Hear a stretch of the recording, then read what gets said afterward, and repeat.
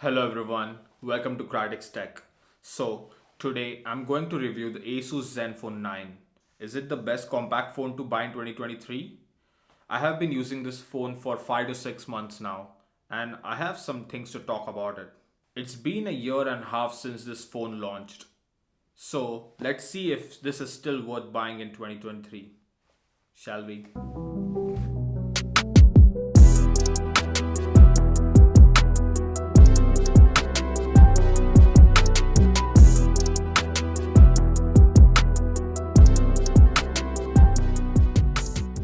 Starting with the form factor of this phone, and it's a classic compact phone with 5.9 inches screen, and it feels great in the hand. Due to the candy bar shape, this is comfortable to hold in one hand, and you can easily reach all of the edges of the phone. It has the punch hole on the top left, and I wish it was at the middle for some uniformity. I have mixed feelings due to the plastic back, as it's somewhat between sandstone and matte plastic, as the texture is a bit faded after a few months. The sides have metal finish, making it fingerprint magnet, and the screen is covered with Gorilla Glass Victus, which is pretty tough, but all my phones have screen protector installed on them, so it doesn't bother me. Coming to the back, and it has some text with 9 and 2 camera bumps. One is smaller than the other, and it's not exactly a larger lens, and just there for aesthetics, which is great, but the pale blue color isn't that interesting, and you should definitely choose some other grade instead of the blue. This phone still has the mighty 3.5 mm headphone jack, which is infrequent in phones these days. It also has a Type C at the bottom, and it's a USB 2.0, which sucks. The volume buttons are on the sides along with power button, which also doubles as an action key. We'll talk about the action button in the software section later. This is also a fingerprint sensor, making it one of the best used for a power button. This phone also has IP68 water and dust resistance for up to 1.5 meters. It also supports two physical SIMs, but I would have preferred a micro SD card instead of second SIM. And the earpiece at the top also adds up for stereo separation from the speakers. The bezels on the front aren't as uniform, which sways off a bit from feeling it like a premium phone. Coming to the display, which is the first thing to interact with the phone. This has a Super AMOLED 120Hz HDR10 plus 5.9 inch screen. This is a 1080p screen but plenty sharp due to the small size at 445 pixels per inch. The highlighting factor of this display is definitely 120Hz, and it's great at this smaller size too. This can also be set at 90, 60 and auto, all of which didn't work for me due to the stutters happening in the UI. The display also has 1100 nits of max brightness, which isn't as great compared to others. You can see the major difference between brightness comparing with iPhone 14 Pro Max, which doesn't make the phone obsolete. And this is a perfectly fine for mundane activities. The colors aren't as vibrant, and even the HDR videos look great on here. Let's see the speaker samples here. Let's get this video started, shall we?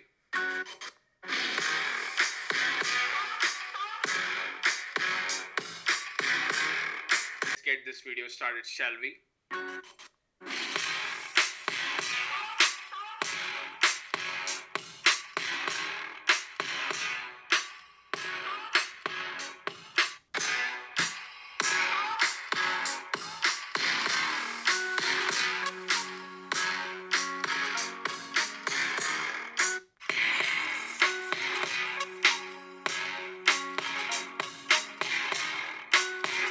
And seeing the samples, you can make out that this phone is pretty loud for its size. The phone also vibrates while playing songs at full volume, which is a good segue for the vibration motor found on this phone, which isn't that premium compared with other phones. You can see some of the haptics aren't that great when I compare this with the 14 Pro. As while typing on the phone, the taptic engine isn't good enough for subtle clicks.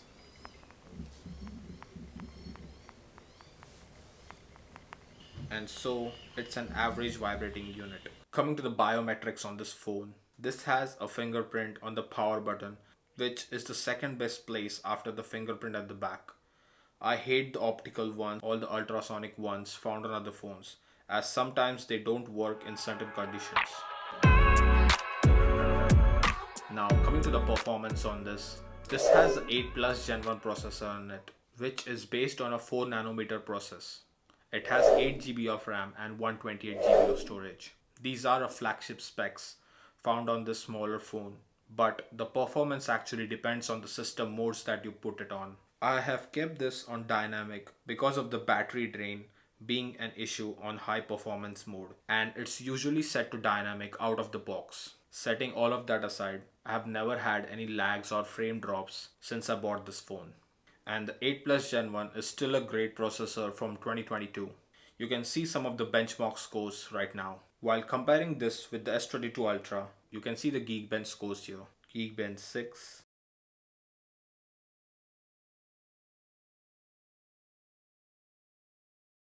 3D benchmark,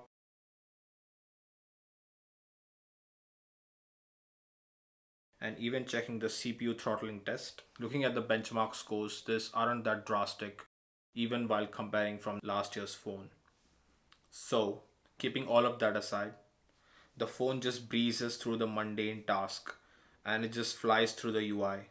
It performs exactly like a small ROG Phone 6, which is one of the best gaming phones to buy. You can see that all the games play either at max settings at 60 or 120 FPS all the time.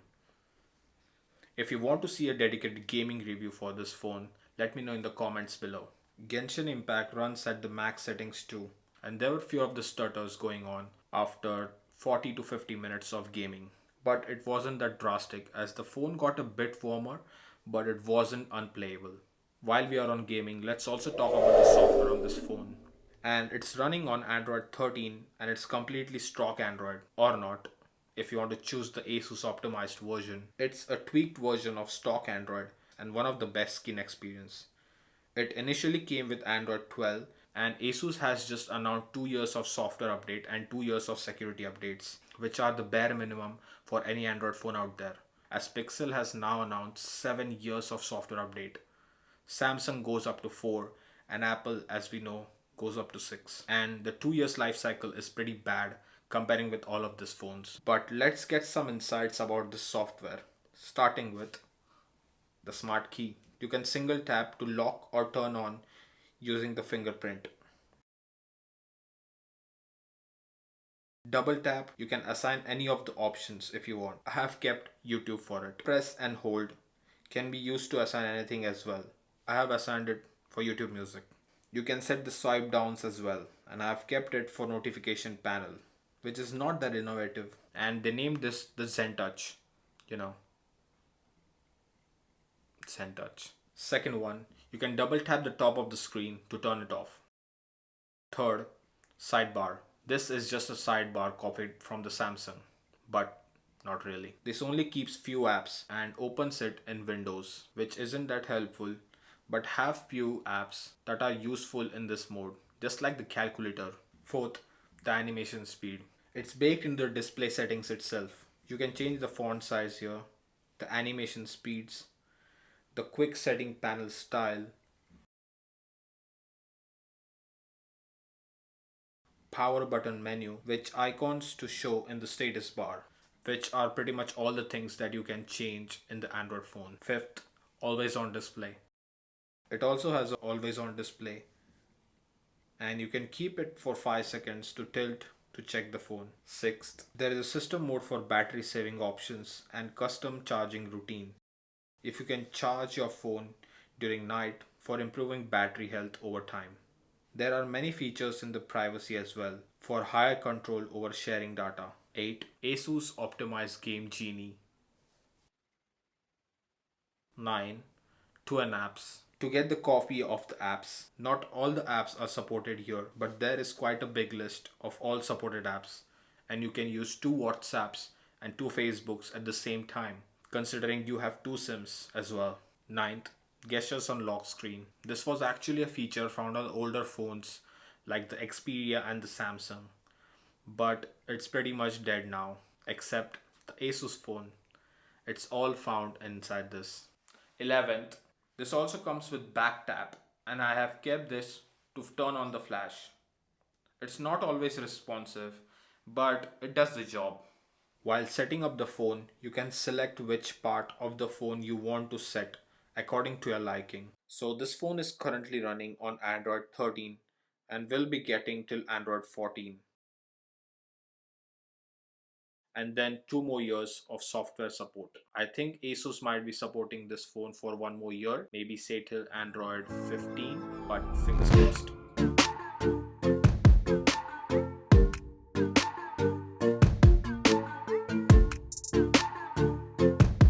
Finally, starting with the cameras on this phone, and this has two cameras at the back. One is a 50 megapixel primary camera at f1.9, which supports gimbal OIS built into the camera.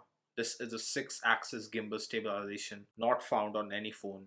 Well, maybe few phones. And also a 12 megapixel ultra wide at f2.2.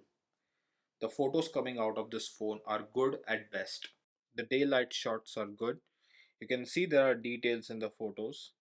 Sometimes it does over sharpen things, and the photos taken in the 50 megapixel mode are just a tad bit better, or is it worse? You can see the zooming into the photos, there are fine grains coming from the phone even at daylight. But in the other photos, the detail is preserved. Let's compare the 50 megapixel shot with the 108 megapixel on Galaxy S22 Ultra. First, the close up shot. Zenfone looks straight out of the camera. It looks like Samsung has just oversaturated the image here. And zooming into the shots, both look terrible, and the Zenfone looks like oil painting. Taking some of the shots on beach, the Zenfone colors are great, but it's underexposed. You can see there is no telephoto camera on Zenfone, so the zoom levels are just sensor crop. You can see the portrait mode is great, but this is just a digital zoom in the 1x camera. You can see there is a lot of noise in the jacket. I think it's because of the HDR not being that good, and the Samsung photo just looks great. Both shots look identical except the color temperature. Let's see some more portraits. Zenfone just introduces a lot of grain in the shot, and sometimes it tries to oversharpen the image. It's just the trend going forward. Samsung shots look more saturated, and Asus just oversharpens things. The landscape shots have the same effect while cropping, but if you're not zooming the image, it looks good. Shots on Samsung just looks amazing. Asus has kept the image flat, but does look good. There is some greenish tint going on here. Speaking about the night mode shots, they are great, and the dynamic range is just great here, wherein this is just taken before the sunrise. The light mode is good, but it doesn't activate, and it also introduces grain, which is pretty much the same for all the photos. Coming to the video side of things, this can record up to 8K at 30 FPS with the gimbal stabilization. Let's see some of the videos. The gimbal stabilization works with 8K as well. The video output coming out of this isn't that great compared to 4K due to the small optics on this phone. You can see the comparison with S22 Ultra. The same trend continues here, as there is a grain in the video itself, which is just annoying. The 6-axis gimbal stabilization on Zenfone works great, and there is also indication you can see in the camera app while taking the videos. All of the photos and videos are compressed while uploading on YouTube. So I will be leaving a link of all the photos and videos in the description with full resolution, and you can download them and have a look.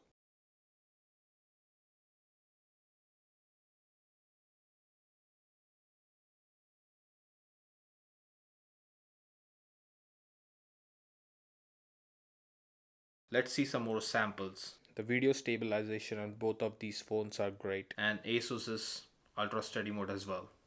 To sum things up, this takes good photos, but this is not going to replace your camera or even some of the high-end flagships like iPhone and Samsung. And I will rate this camera a 5 out of 10. I have also tried Gcam on this phone, and it's good at best. It doesn't eliminate all of the issues found on the main camera app, but if you want to see a dedicated review on Gcam, just let me know in the comments below. Now, talking about the battery on this phone, this has a 4300 mAh battery, which is a pretty great size for the compact phone. I have kept this phone on adaptive battery. It came with a 30-watt power adapter in the box itself, which isn't found on any of the latest phones out there. And kudos to Asus to supply a charger in the box. With 30 watts of wired charging support for this phone, it lasts around 5 to 6 hours depending on the use. And I usually use this for 2 to 2.5 hours daily with battery percentage of 55 to 60% remaining at the end, which is a great number. And even while checking the benchmarks and playing a lot of games, it will last you around 4 to 5 hours of heavy use. And I will rate this battery a 7 out of 10. This phone has platter of features built in for the battery care, be it the low power mode after a certain charge, scheduled power saving, detecting the battery draining apps, and much more. You can see my battery is in good health, and you can limit your 30-watt charging for the battery longevity as well, and schedule charging if you only charge your phone at night. You can also set the charging limit, as I have set it to 90%, all of which are great things to have if you want a fine control over your phone. Speaking about that, Asus is all about optimization and tweaking things according to your liking.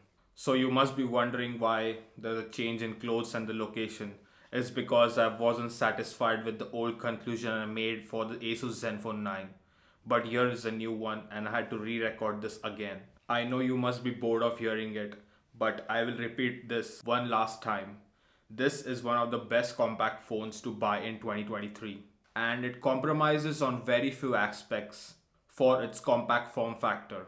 It feels like a small ROG Phone 6. Having the small display on this phone, and I sometimes feel like it should have an external display support. I could have easily plugged this into the external display to watch videos on a bigger screen. The features this phone provides are very scarce these days, just like the 3.5mm headphone jack, the dual SIM support, the power button which doubles as the action button, the charger which is included in the box. And I forgot to mention that mine actually came with a cool case, as you can see, and there are two extra accessories which came in the box as well. There is this kickstand that can hold the phone upright and also a card holder. This is a pretty cool color combination, I must say. Stepping that aside, this also has gimbal stabilization, which is a clutch feature to have. And this comes with a great performance, easy to use software, and above average battery life, which are all thumbs up for me. But it's not all rainbows and sunshine, as this doesn't have a telephoto lens and a below average camera experience. The USB Type-C also has 2.0 speeds, which in 2023 is a bit less, and just 2 more years of software support, which will support up to Android 14. And finally, the Taptic engine and the auto brightness isn't that great as well. So if the shortcomings bother you, you shouldn't pick this phone at all. But if you like the pros of this phone, this mini ROG 6 is the best phone to pick up in 2023, and I would wholeheartedly recommend this phone. That's been it for the review, guys. Thanks for watching, and I will see you in the next one. Peace.